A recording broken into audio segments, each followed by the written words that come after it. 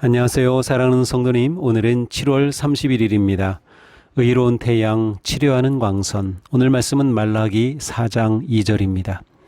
내 이름을 경외하는 너희에게는 공의로운 해가 떠올라서 치료하는 광선을 비추리니 너희가 나가서 외양간에서 나온 송아지같이 뛰리라. 아멘.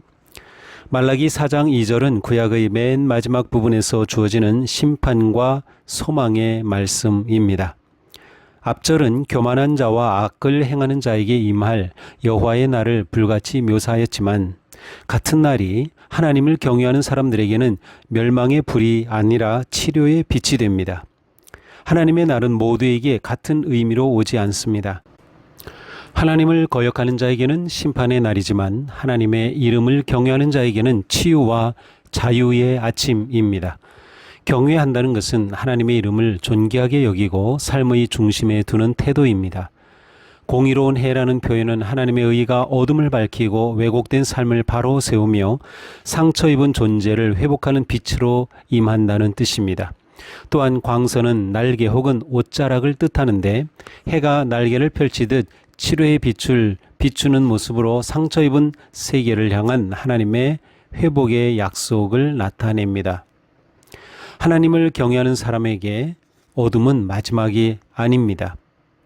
말라기의 백성은 영적 냉담과 예배의 타락 속에 있었습니다. 그러나 하나님은 그 어둠을 결론으로 두지 않으셨습니다. 신실한 성도는 어둠 속에서도 하나님의 아침을 확신하며 기다립니다. 또한 하나님의 의는 따뜻한 치유입니다.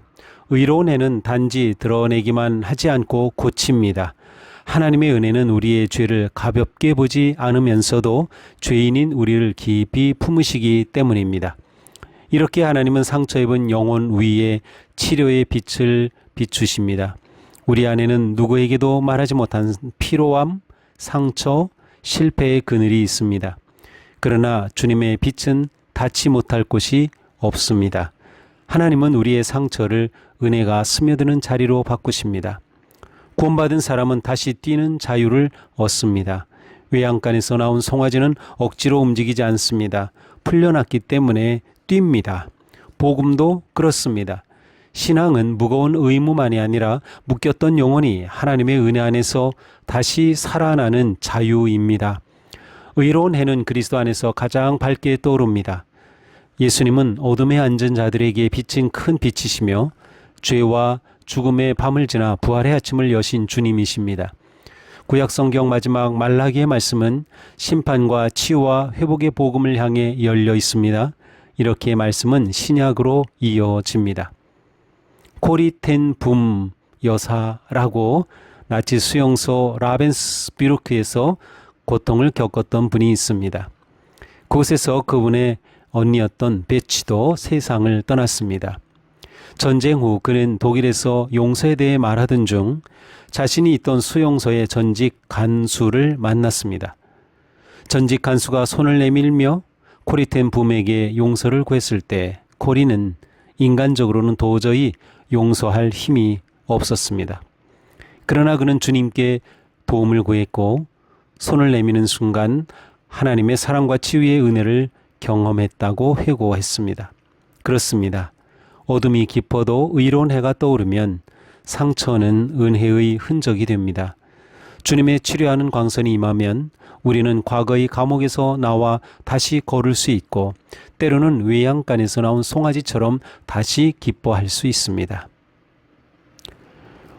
오늘 마음속 어두운 상처가 있다면 주님의 치료하는 빛 아래 조용히 올려드리십시오. 두려움보다 하나님을 경외하는 선택을 하십시오. 오늘 누군가에게 정죄의 말보다는 회복을 돕는 따뜻한 말 한마디를 건네십시오. 기도합시다.